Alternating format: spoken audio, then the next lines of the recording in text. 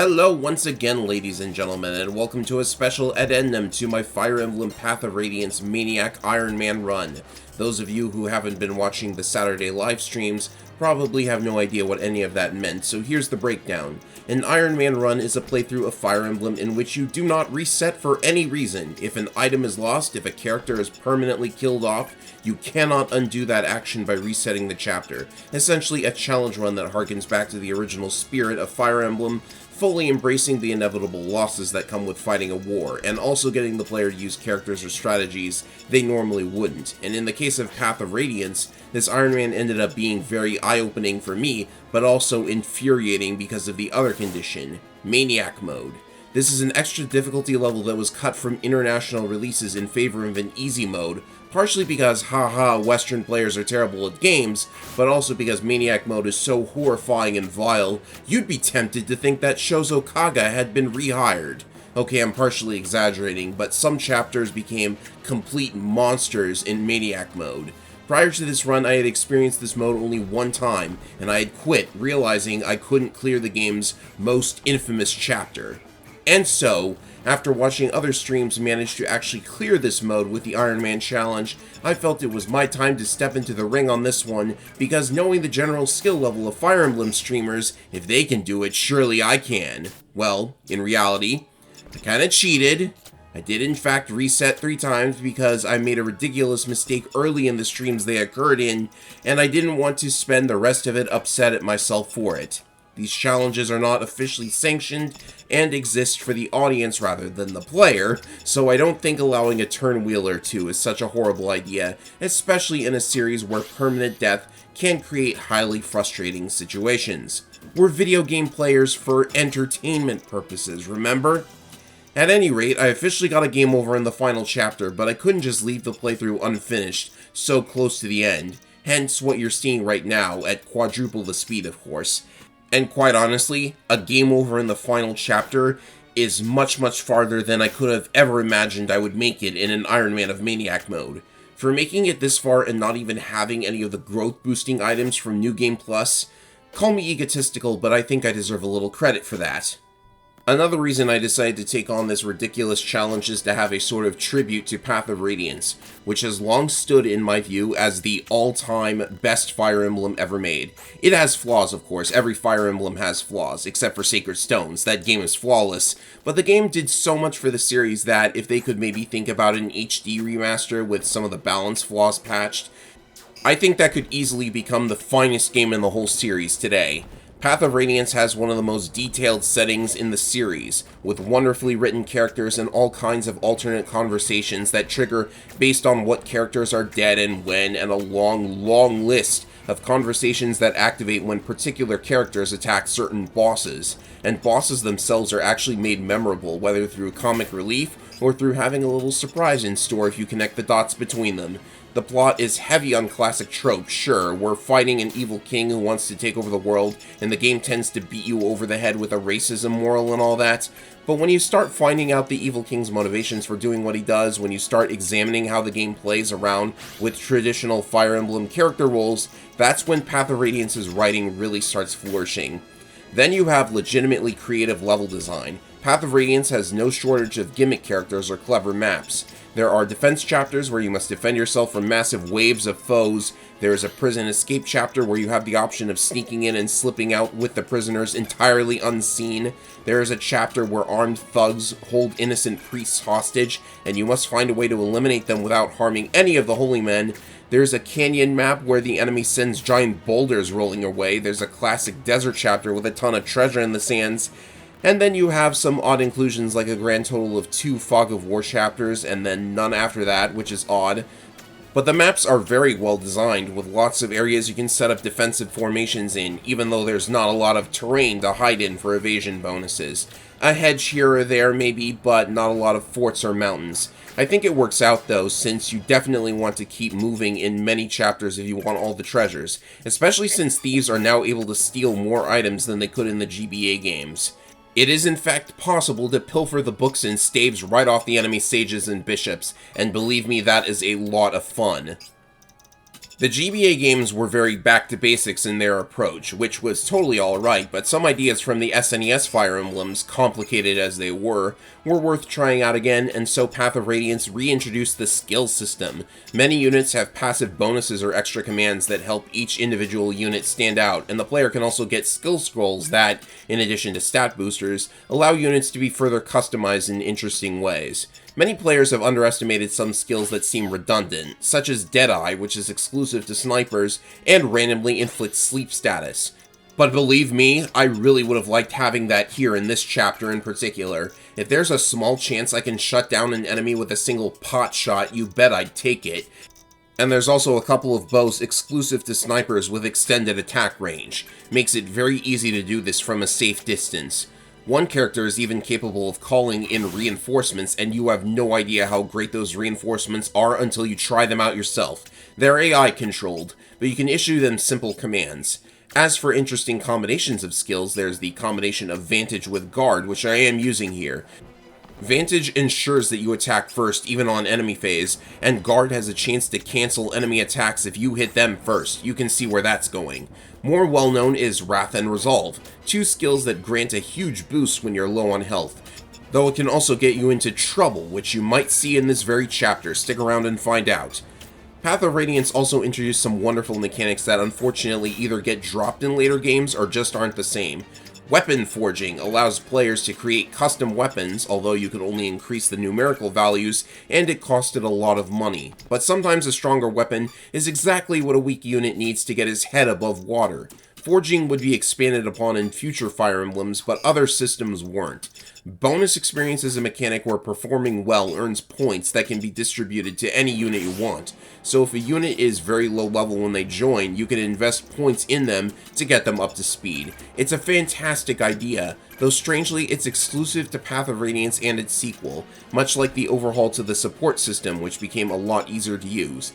Instead of units sitting next to each other for 50 turns, support levels are now gained through deploying the paired units in enough battles, making it a lot easier to set up whatever support combinations you want.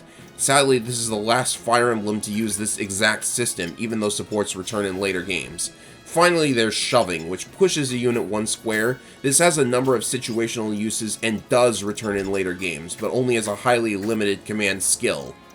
Now, in hindsight, I really am glad I did this playthrough, for many reasons, but one of those reasons is harder difficulties tend to expose problems with the game balance of whatever Fire Emblem you're playing.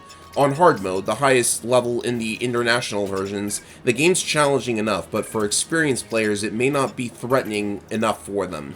Maniac mode takes every enemy in the game and makes them a lot more durable and defensive, and there are often many more of them. In fact, after the halfway point where Ike gets his promotion, nearly every single enemy in the game is promoted, high level, and almost none of them can be defeated in one round. And this becomes a serious problem when you consider something that's actually pretty consistent in Path of Radiance: a lack of weapon variety. This game just decided not to have the Reaver weapons, the dragon killing weapons, or the blade weapons from the GBA games, and while the weapons that do effective damage to particular classes are in this game, they can't be bought at shops, come in limited quantities, and for whatever reason they only double in power when hitting their respective class instead of tripling like in Sacred Stones. Look at Ike, for instance. I gave him the Longsword and Armor Slayer, but even with effective damage, they aren't any better than the Ragnell. This will have a greater effect on the player's performance, way more than it affects the enemy's performance, and swords in particular really need as much extra damage as they can get in Maniac mode. This issue also affects bows as well, but this is where that weapon forge mechanic is seriously helpful. A forged bow will still be effective against flyers, and so a maxed out silver bow, for example, still packs a punch against wyverns, and as you no doubt see in this chapter, that's pretty important in Maniac mode. Bows are legitimately a good weapon on the mounted units regardless. Shooting and moving afterwards with Kanto is just too awesome. So from now on, I'm always going to give my paladins bows when they promote, every time.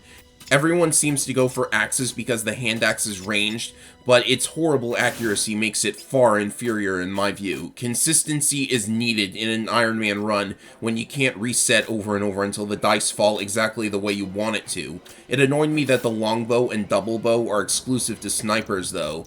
I guess they needed some kind of edge because they're the least used class in Fire Emblem, and they, along with Swordmasters, even got a passive buff to crit chance in the international release. Rolf's a pretty decent archer regardless of this because there are real places to train him, and train him decently well at that. Magic, however, was absolutely done dirty in this game. To talk about this, we have to talk about the change made to weapon weight. Wielding a weapon with more weight than the user's constitution stat causes them to lose speed equal to the difference. In Path of Radiance, this changed to use the strength stat instead of the constitution stat, and the strength stat increases with level.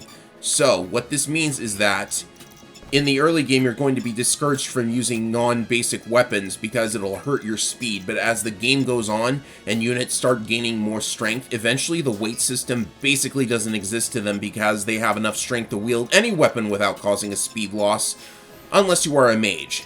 Because mages generally have low strength, the magic books they use are near guaranteed to cause a significant speed drop, and that is painful to deal with. And while I happen to be using a strong sage in this chapter, his base speed is so low that most enemies double him anyways. I suppose this comes in handy if your bishop can tank siege tomes, since if they are doubling him, the tomes run out of durability twice as fast. This isn't the only issue with magic either. Mages now have access to 3 elements of magic with separate weapon ranks. If you use all 3 of them very often, you'll be spreading the weapon EXP thin and find it very hard to advance your weapon ranks without an arm scroll. But then there are only 4 spells in each of the 3 categories anyways, right? Well, that's another thing. There are no B-rank spells, but there are A-rank spells that largely go unused most of the time. Bastion is the only character to start at A-rank in any magic type. I suppose Kael'il could use an arm scroll to hit A rank, but in general I think this is why developers eventually stuck with just having 1 or 2 types of magic, with no magic triangle either. I mean, who in the world is going to attack a mage with another mage? Well, unless it's the Luna spell in the GBA games, or maybe you're incorporating the magic triangle into a strategy for tanking siege tomes, I guess. Then there's Light Magic, which similarly lacks any spell variety, but Light Magic is exclusive to bishops who always have a light rank matching their staff rank, and bishops promote from priests who probably use staves a lot, so weapon ranks aren't a problem.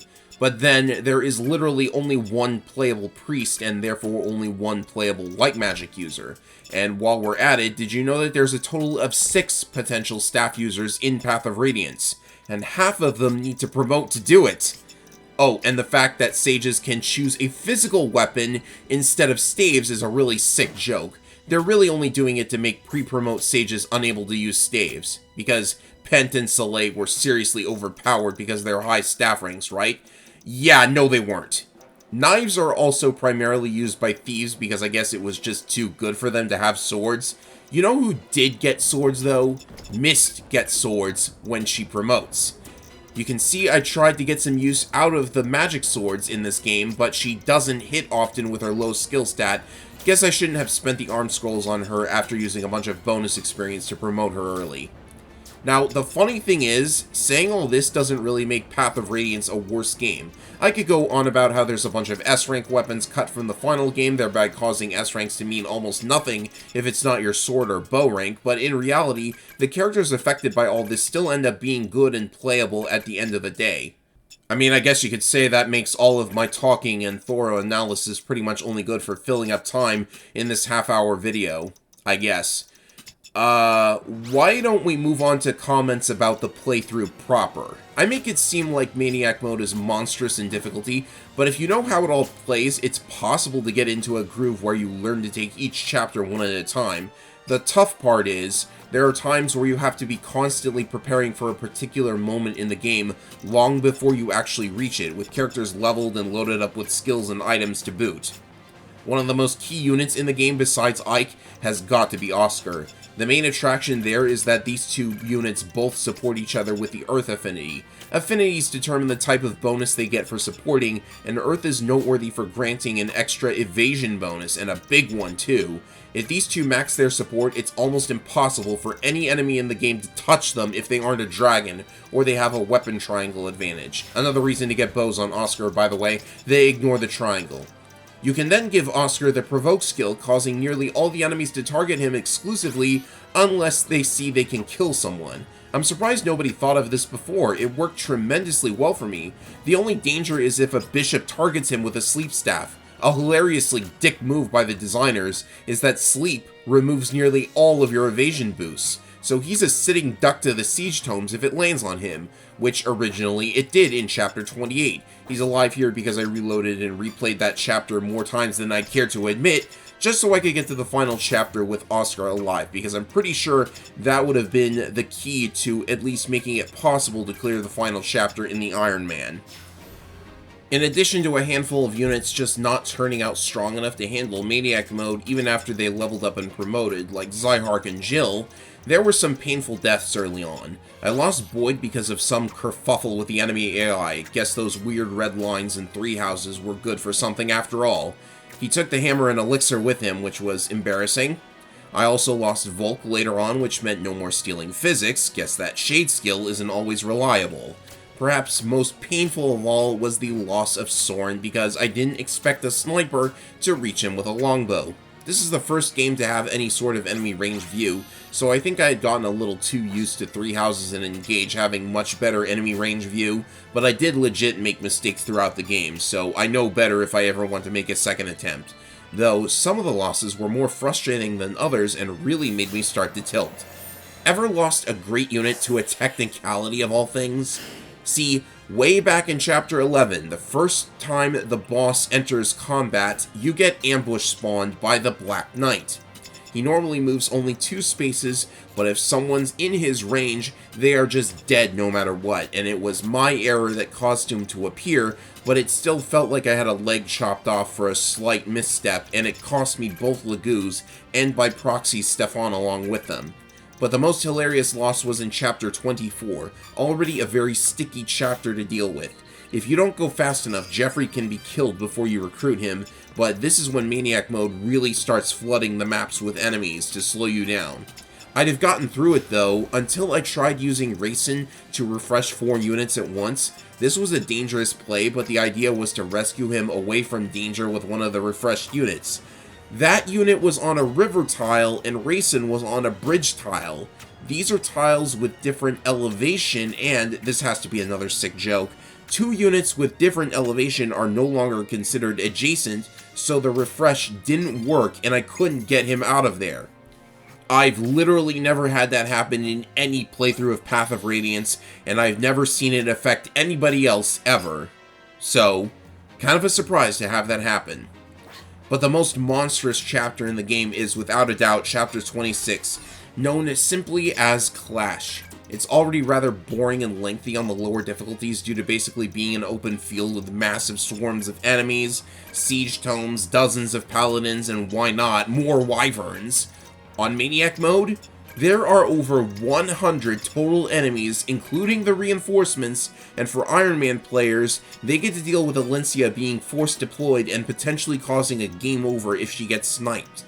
The biggest concern, between not having enough strong units to do exactly the tasks needed, is that it's possible to run out of weapons due to all of the highly durable enemies. It's common to forge several max javelins or hand axes before this chapter, and I even had to use Hammernay on the Nosferatu since I missed one of the ones you can get. Somehow, I got lucky enough to clear it on the first try, but not without losses. The worst loss was probably the Demi-Ban, which would have allowed Nasir to permanently be in dragon form, but it does hurt his stats a little bit, so I guess it's fine. You just plain need strong units, enough criticals to conserve weapons, and several other varieties of extreme luck leading up to this point to win, and that's not even the last hurdle of the game, because right after that is the battle with a Black Knight, which relies heavily on Ike being maxed out and Mist being promoted. Then you need to get lucky. Repeated ethers are basically the only way you're winning against the Black Knight, but if he pulls off his Luna skill too often, you're losing for sure. I was able to finish him off before the enemy reinforcements showed up, lucky me. They never attack Ike, but the Bishop is said to be able to heal the Black Knight, and though I don't know for sure if he does, that would be a guaranteed loss if he manages to do it. You don't even need to win here to continue, but victory rewards you with a bulky Blue Eyes White Dragon instead of a wimpy Red Eyes Red Dragon. Yeah, this joke isn't working. I'm pretty sure Naysayer's eyes aren't blue anyways. Regardless of everything that happens up to this point, your Iron Man could still be dead in the final chapter if the game doesn't play nice.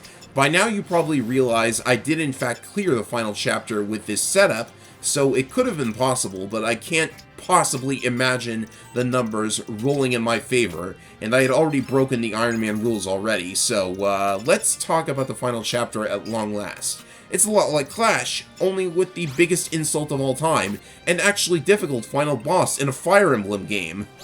I would say this plan is risky, but anything is risky in this chapter. The risky plan you are seeing play out is to push into the center area with the fountain, as that's the most defensible position. It takes 5 units to block off all the choke points and set yourself up with a little fortress. If a Laguz or Bow Paladin decides to block off the choke point, the enemy has a much tougher time breaking through, which is where the Wyverns come in. Some of them get baited by Oscar through Provoke, and he can even shoot back with his bow. Yet another reason I like Paladins to have bows, by the way. However, you must be wary of the dragons, because they're probably even more threatening than the Wyverns. They're too fast to get doubled on Maniac, have a much higher hit rate even with the support bonuses, and unless you're using the Forged Thunder critical glitch, I don't see your mages one-shotting them. So, Kieran had Adept for this, which works wonders when you have the Laguz Axe, though a crit or two is also helpful.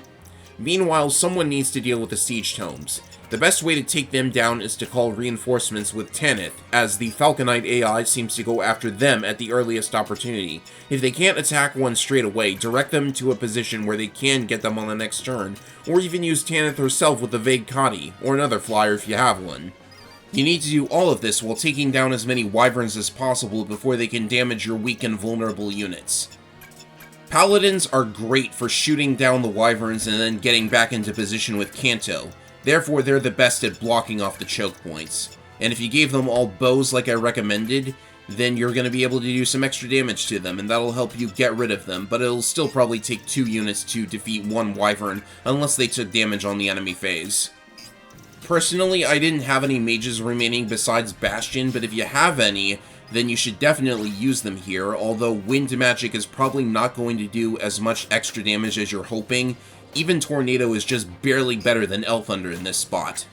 As you can see here, I'm definitely relying on Oscar's Provoke skill to get the Wyverns to not attack the healers, and on the right side, I'm basically blocking off the enemies on that side from ever getting close to the healers, so they're pretty much safe. Although, in an emergency, I still have Mist with a Rune Sword that should give her a little bit of an edge. She can heal off any damage she takes, and Riss doesn't have Nosferatu anymore, but he is able to tank a surprising number of attacks from these Wyverns. It's actually pretty crazy how well Riss turned out. Now, if you manage to hold the enemy off, taking out each enemy as they come, you can eventually thin out the numbers and stay on your feet. I conserved Fortify and Astra's Staff for exactly this reason. If you only need 1 or 2 units healed, try a Physic instead, but definitely be ready with a Fortify if you need to heal everybody at once. Now, I am pretty sure that when you use a Fortify or Physic spell to heal, it recovers the same amount of HP as the basic heal spell would recover, but that's still quite a lot of HP. The regular heal spell recovers a lot of HP in Path of Radiance, so as long as you have a high magic skill on whoever's using the spell, then that should be enough to top off whatever unit you're using it on. I had elixirs on key characters for emergencies as well. I lacked the Demi-Band, so I had Nasir use the Laguz Stones, which had gone unused the entire game. It's well worth using them if you still have them. Some enemies might retreat to heal if they aren't killed. This is generally preferable so that you don't have as many enemies to deal with at once. You're likely to take a casualty at this point, but to be totally honest, it's the final chapter. The only bad thing about losing characters at this point is you can't take them to the trial maps.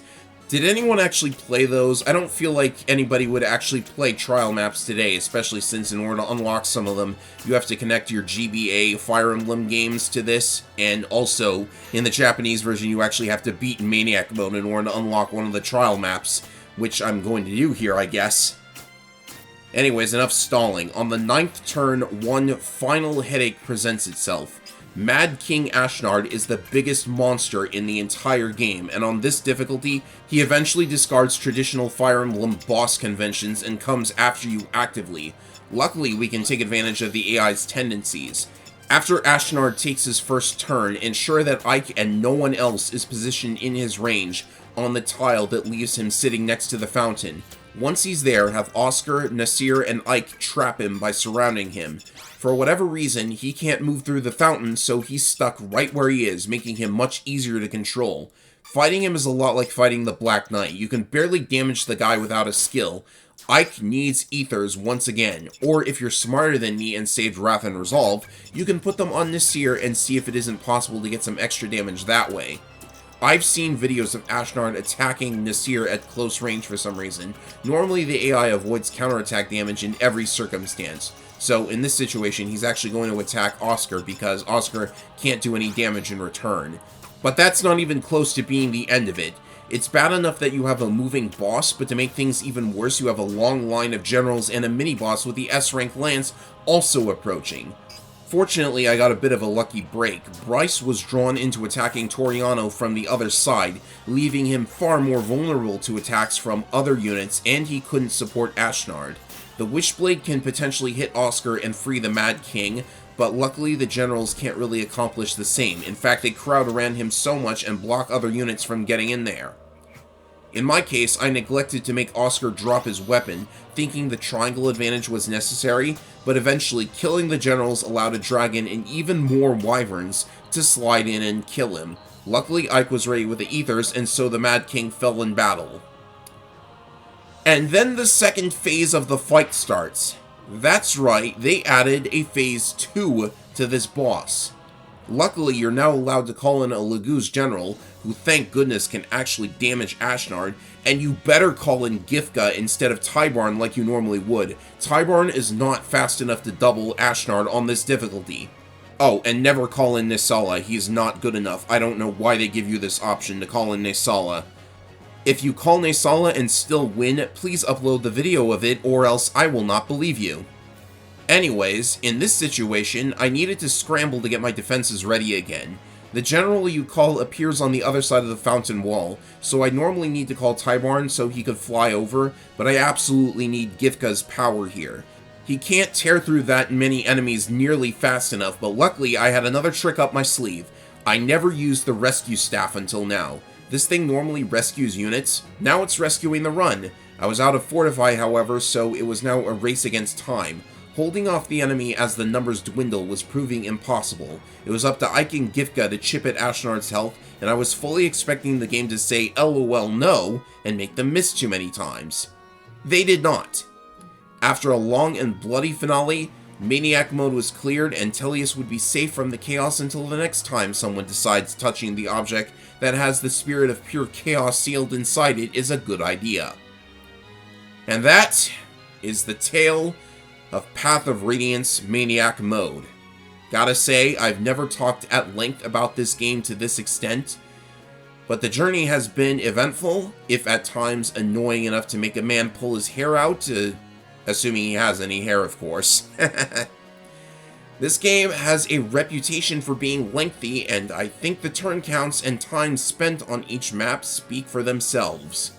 The final character roll here ranks every unit in your playthrough based on kill count or how long they survived, and that last run of deaths actually resulted in Zyhark and Rolf being in the top 5. That's a scary thought, but I suppose Rolf's performance was the biggest surprise. And if anyone other than Ike turns out to be number 1, there may be a problem with the space-time continuum. I'll need to look into that.